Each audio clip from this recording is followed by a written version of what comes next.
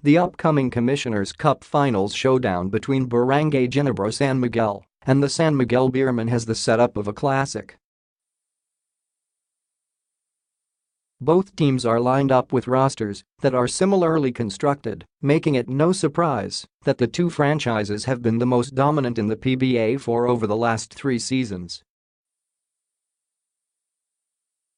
Both SMB and Ginebra have superb local bigs, Junmar Fajardo and Greg Slaughter, who are complemented by reliable frontcourt comrades, Arwin Santos and Japeth Aguilar.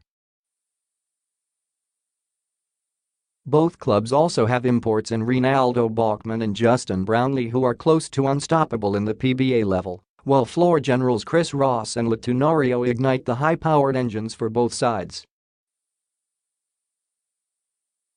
With other stars like Marcio Lassiter, Jeff Chan, Scotty Thompson, Alex Cabagnet, and more playing their respective roles, it's hard to envision a series that doesn't go at least 6 games, especially when you take into account the history and pride of both teams.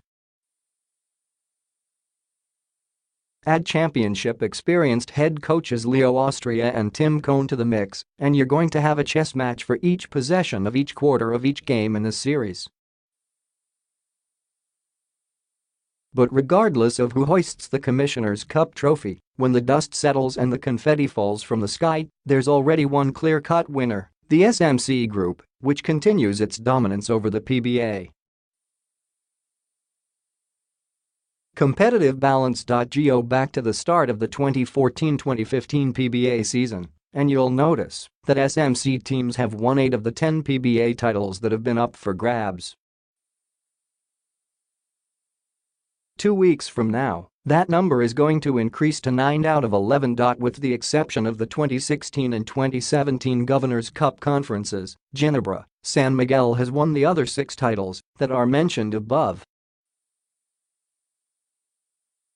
The 2 non-SMC teams to avoid the clean sweep? TNT and Rain or Shine. It used to be that the SMC and MVP groups were the champions of the PBA, with the other teams in the league playing the role of spoilers every now and then.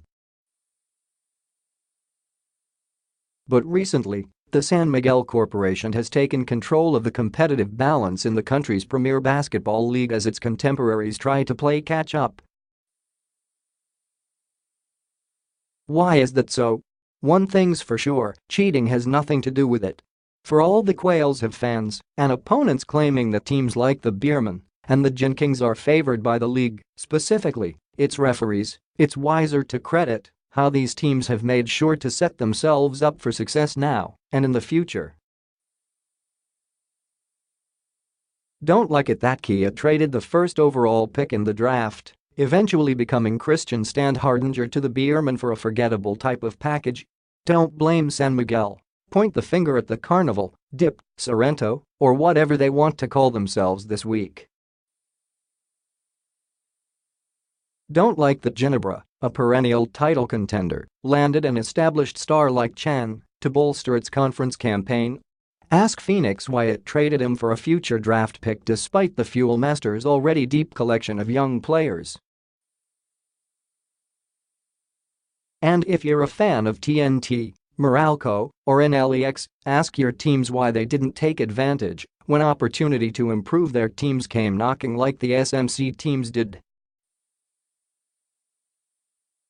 Wait a minute, didn't TNT trade for the top overall pick that ended up becoming Mo Tochuit for a deal involving Larry Rodriguez? Well, the Texters used Tochuit to attain Terrence Romeo, but even he wasn't enough to lead his new squad past SMB in the quarterfinals, despite a large lead in the important first game. Anyone remember what happened after that match, with TNT thinking of filling a protest after blowing a golden opportunity to oust the Beermen? They decided not to push through with it, and rightfully so.